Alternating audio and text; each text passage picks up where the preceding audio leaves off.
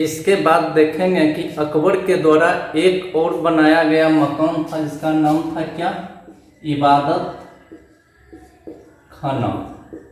यह कब बना?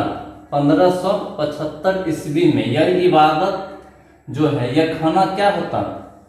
इबादत खाना। इसमें क्या होता था कि सभी धर्मों के लोग आपस में बैठ करके किसके साथ चर्चा किया करता था?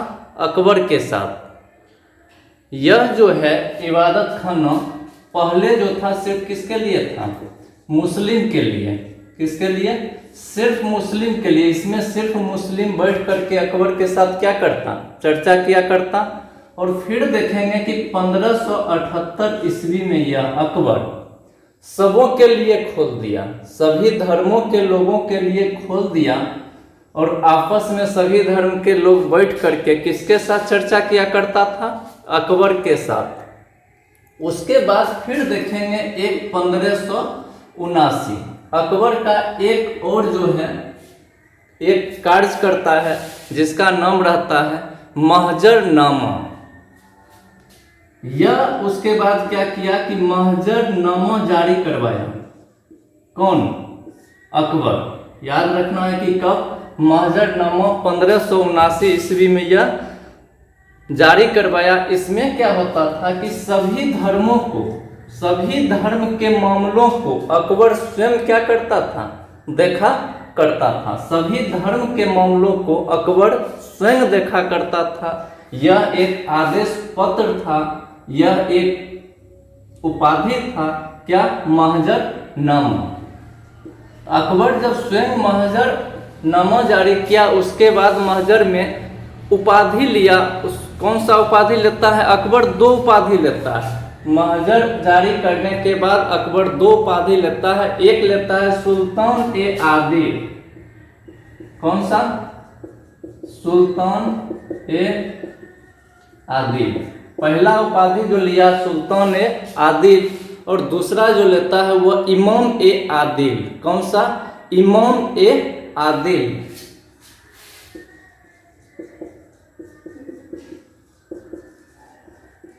यह दो उपाधि को याद रखेंगे कि अकबर 1579 ईस्वी में महजरनामा जारी किया था। यह महजरनामा क्या था कि सभी धर्म के धार्मिक मामलों को निपटारा करने का स्वयं अपने हाथ में क्या कर लिया था? ले लिया था। यह एक आदेश जारी हुआ था जिसमें दो उपाधि सुल्तान ए आदिल और इमाम ए आदिल का उपाधि धारण किया था। हम देखते हैं कि इस प्रकार की उस समय एक सिख गुरु थे जिसका नाम था रामदास। क्या नाम था? रामदास। सिख गुरु जब अकबर के मुगल के दरबार में अकबर के दरबार में आया था, किस लिए? एक मंदिर बनवाने के लिए। उस समय अकबर जो है कितना जमीन दिया था? सिख गुरु क्या नाम था? सिख गुरु रामदास। 500 बीघा जमीन दिया था। कौन? अकबर। क्या करने के लिए? उसमें कहां पर? अमृतसर स्वर्ण मंदिर बनाने के लिए। इस प्रकार देखते हैं कि अकबर जो है सभी धर्म को अपने हाथ में लिया था और सभी धर्म को एक समान मानता था। उसके बाद फिर अगला देखेंगे कि एक और कार्य के 1583 ईस्वी में, उसी समय 1583 ईस्वी में क्या होता है कि जिस समय दिन ए इलाही 1582 ईस्वी में स्थापना करता है, जस्ट उसके अगले साल 1583 ईस्वी में अकबर के दरबार में अंग्रेज जो है सबसे पहला अंग्रेज अधिकारी जो होता है वह रॉल्फ फिंच। आगे देखेंगे जहांगीर के दरबार में 4 अधिकारी आए हैं। 4 जो है राजदूत बना करके भेजा गया है। कहां से? ब्रिटेन। और यहाँ पर जो देखेंगे अकबर के दरबार में सबसे पहला आने वाला अंग्रेज अधिकारी, उसका नाम क्या है? Rolf Finch. याद रखेंगे, रॉल्फ फिंच अकबर के दरबार में यह आया था। यह कौन था? अंग्रेज अधिकारी था। यह एक बड़ा व्यापारी था और उसी व्यापार के मामले में कहाँ आया था? भारत आया था। उसी समय 1583 ईस्वी में अकबर जो है एक संवत चलाया था इलाही संवत, इसको भी याद रखेंगे। कौन सा संवत? इलाही संवत। कब? 1583।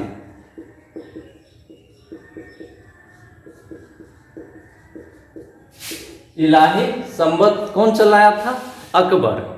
और अकबर जो है अपने दरबार में एक जगत गुरु का उपाधि दिया था। उसके दरबार में बहुत सारे कवि रहते थे, जिसमें उन्होंने जगत गुरु का उपाधि दिया था। किसको? हरि विजय सूरी। कौन दिया था? अकबर।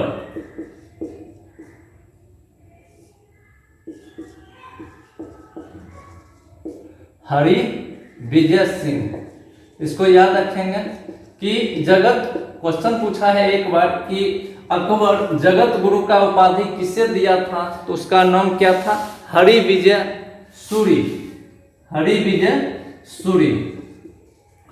उसके बाद फिर देखेंगे उसके बाद कि अकबर के समय, जिस समय अकबर का अंतिम समय यानी 1600 ईस्वी में चल रहा था, उस समय जो है अंग्रेज ब्रिटिश अधिकारी ब्रिटेन में जो था, वहाँ का महारानी जो थी एलिजाबेथ प्रथम, उस समय अपने यहाँ ईस्ट इंडिया कंपनी का स्थापना कब हुआ था? 1600 ईस्वी में। और एक तरफ देखते हैं कि अंग्रेज जो है, व्यापारी जो है, वह आया है किसके दरबार में? अकबर के दरबार में। क्या करने आया था? तो वो व्यापार के मामले में बातचीत करने आया था, लेकिन व्यापार करने का उस समय ऑर्डर नहीं मिला। किसके द्वारा? अकबर के द्वारा। उस समय वहाँ का ब्रिटेन का जो महारानी थी, उस समय थी एलिजाबेथ प्रथम। तो इसको भी ध्यान रखेंगे कि जिस समय भारत में ईस्ट इंडिया कंपनी की स्थापना हुई थी, उस समय ब्रिटेन की महारानी कौन थी? उसका नाम था एलिजाबेथ प्रथम। अब देखेंगे कि अकबर का जो अंतिम समय 1600 के बाद कि अंतिम अभियान कौन सा होता है? अकबर का अंतिम अभियान, अंतिम में एक छोटा सा लड़ाई लड़ता है, असीरगढ़ विजय। क्या नाम रहता है? असीरगढ़। अकबर का अंतिम अभियान,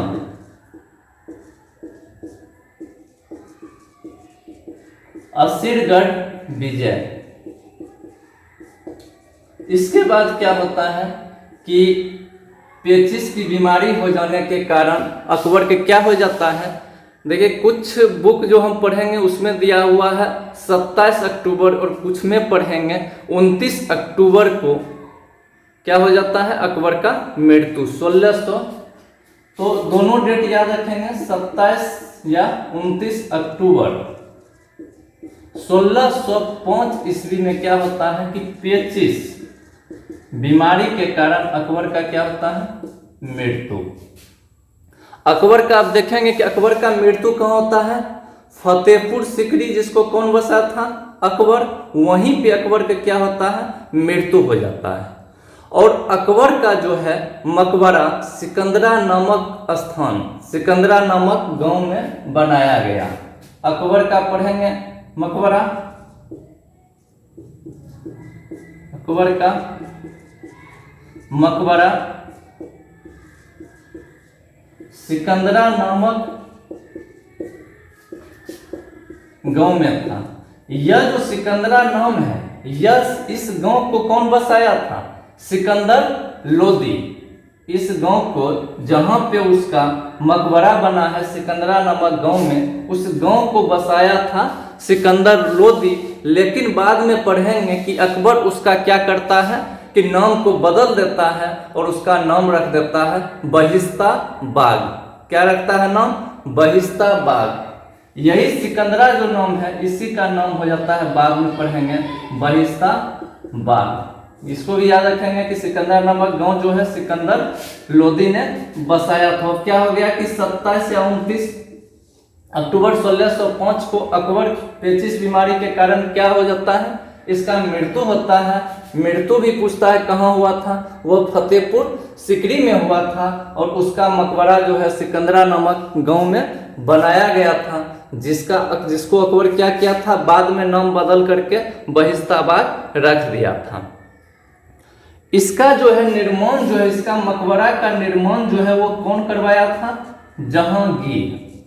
अकबर का मकबरा जो सिकंदरा नामक गांव में है उसको कौन बनवाया था? जहांगीर।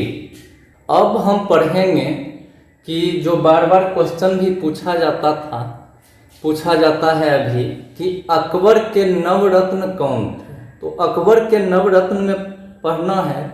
नवरत्न मतलब होता है कि अभी के समय में देखते हैं कि जो एक कैबिनेट मंत्रालय होता है यानी मंत्री, तो उस समय भी अकबर अपने दरबार में अलग अलग विभाग के लिए अलग अलग मंत्री को क्या किया था?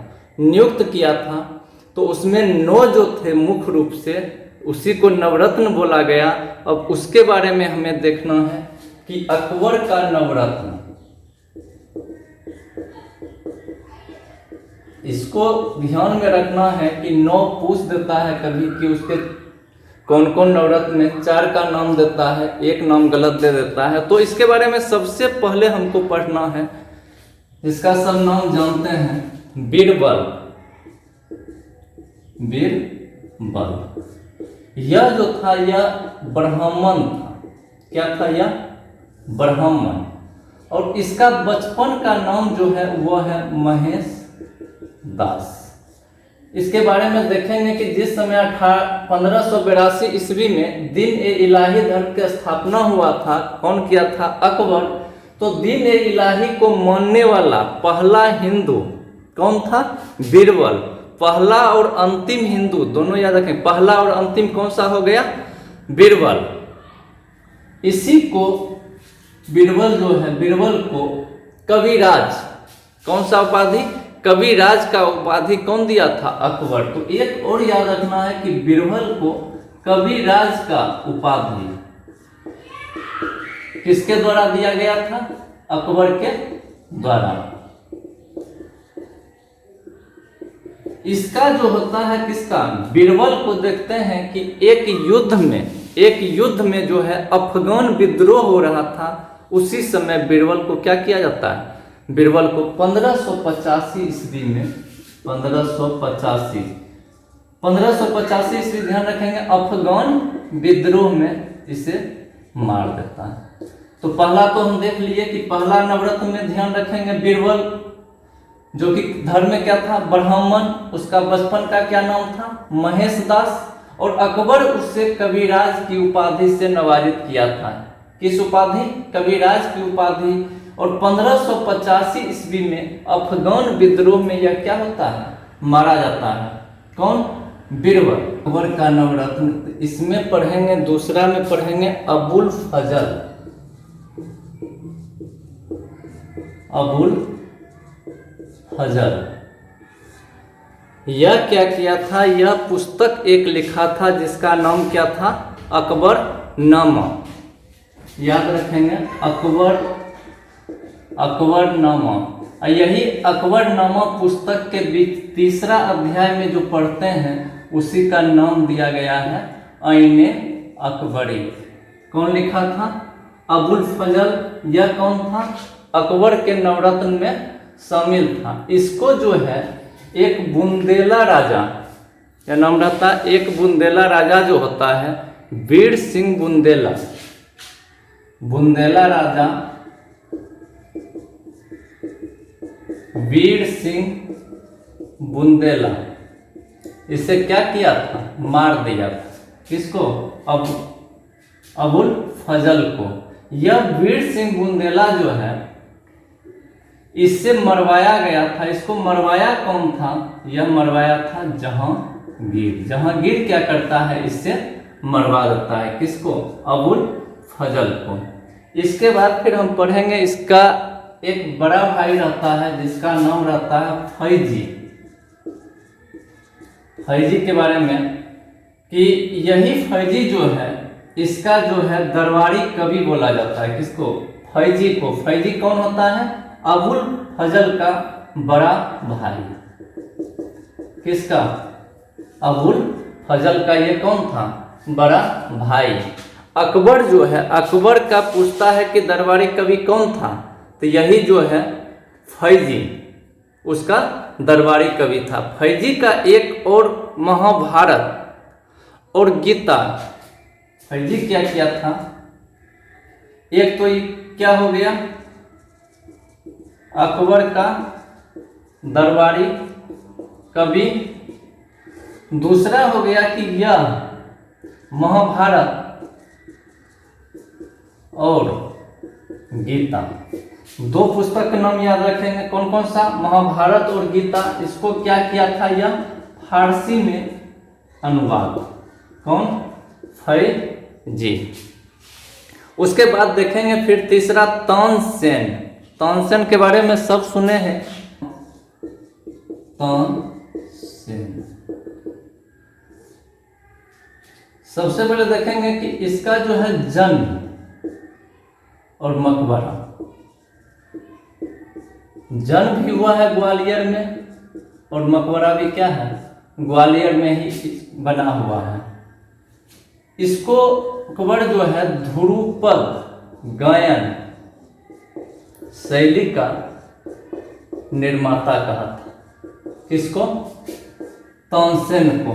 ध्रुपद गायन शैली जो होता है अकबर इसे उसका क्या कहा था, निर्माता कहा था। और एक अकबर इसे क्या करता है कि उपाधि देता है। उपाधि किस चीज का देता है, कुंठार भरवानी। उपाधि याद रखेंगे, कौन देता है, अकबर। कुंठार भरवानी का उपाधि देता है कौन, तो इसमें तीन चीज याद रखना है कि ध्रुपद गायन शैली का निर्माता इसे माना जाता है। इसका जन्म जो है और मृत्यु दोनों ग्वालियर में हुआ। इसका मकबरा भी कहाँ है, ग्वालियर में। और संगीत के लिए यह प्रसिद्ध था। इस पर अकबर इसको एक उपाधि दिया था, कुंठार भर बानी। उसके बाद हम देखेंगे पांचवा अब्दुल रहीम खान खाना। देखते हैं कि इसका पिता का क्या नाम था, बैरम खान। किसके पिता का, अब्दुल रहीम खान खाना का। जब पिता का मृत्यु हो जाता है तो इसको क्या करता है कि अकबर जो है अपने दरबार में लेकर के चला आता है। और इसने क्या किया था कि 1590 ईस्वी में, कितना, 1590 ईस्वी में, 1590 ईस्वी में बाबरनामा, जो किस भाषा में लिखा हुआ था, तुर्की। इसको क्या किया था इसने कि फारसी में अनुवाद करवाया। कौन, अब्दुल रहीम खान खाना जो है बैरम खां का क्या था, पुत्र। 1590 ईस्वी में बाबरनामा जो तुर्की भाषा में लिखा हुआ था उसका फारसी में अनुवाद करवाया। इसके बाद फिर अगला जो हम देखेंगे 6 नंबर, इसमें पढ़ेंगे राजा टोडरमल के बारे में। राजा टोडरमल, इसको दीवान ए अशरफ, राजा टोडरमल, यह किस पद पर था, दीवान ए अशरफ। यह 2 विभाग देखता था, एक वित्त विभाग को, वित्त विभाग, और दूसरा जो था भूमि सुधार। यह अपने पद पर रह करके, दीवान ए अशरफ के पद पर रह करके एक वित्त विभाग और एक भूमि सुधार को देखा करता था। कौन, राजा टोडरमल। अब देखना है हकीम मुमाम। अगला क्या है, हकीम मुमाम।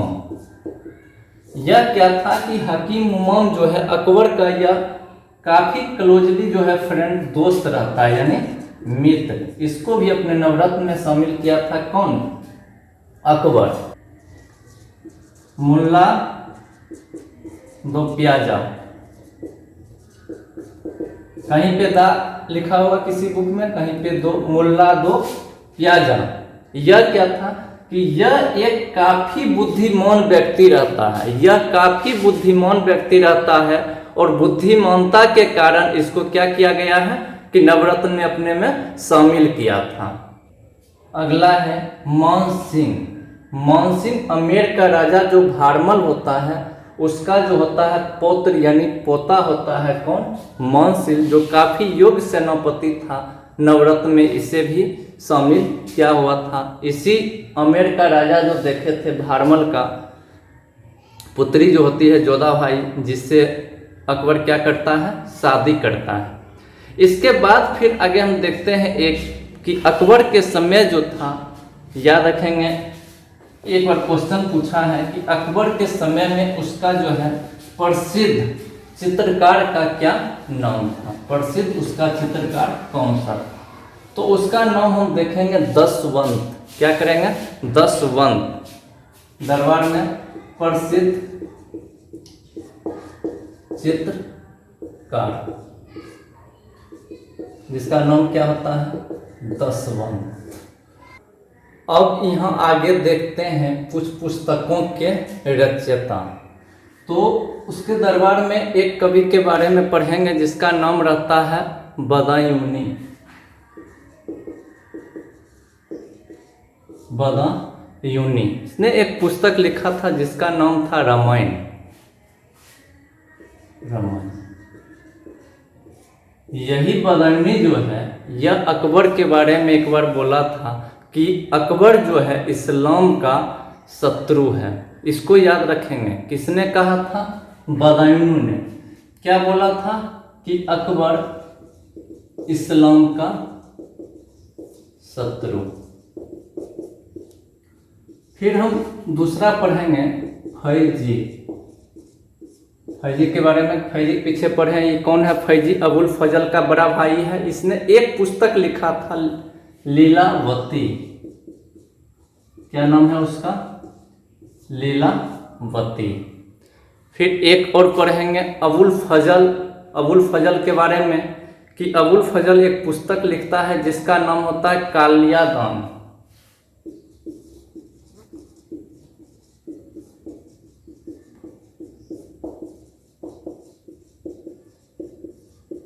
एक पुस्तक लिखा जिसका नाम क्या है, कालियादान।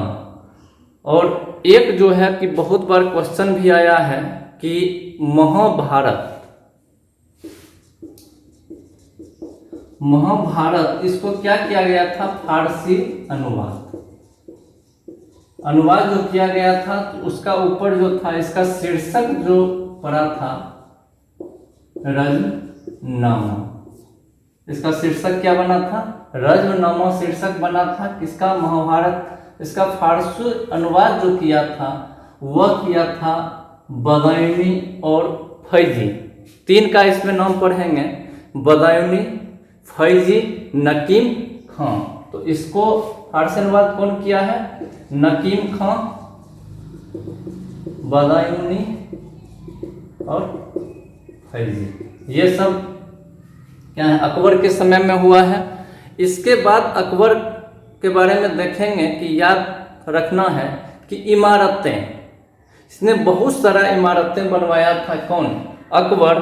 तो इमारतें में मुख्य रूप से देखेंगे कि हम कि फतेहपुर सीकरी में ही इमारतें सब बनाया गया था। जैसे पढ़ेंगे दीवाने खास, दीवाने आम, पंचमहल, जोधाबाई महल।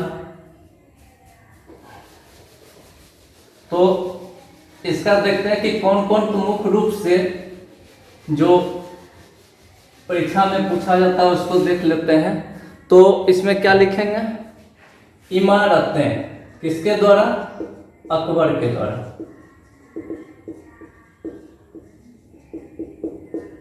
इसमें देखेंगे कैसे, दीवाने आम, दूसरा दीवाने खास, उसके बाद देखेंगे जोधाबाई का महल, उसके बाद देखेंगे पंचमहल, हवा महल। एक बार जो है यही पंचमहल जो है, इस पे क्वेश्चन आया हुआ है कि ये पंचमहल जो बना हुआ है, पंचनुमा गुंबज का बना हुआ है, यह जो है बौद्ध बिहार के स्वरूप में बना हुआ। बौद्ध बिहार जब हम जाएंगे वहाँ देखेंगे तो ये इस प्रकार बना हुआ है। तो इसको याद रखेंगे, पंचमहल जो है बौद्ध बिहार के स्वरूप का बना हुआ है। तो इसमें मुख्य रूप से देख लेंगे कि अकबर ने कौन कौन इमारतें, तो दीवाने आम, दीवाने खास, जोधाबाई का महल, पंचमहल, हवा महल, ये सब वो क्या किया था, बनाया था। अब पढ़ेंगे कि मुगल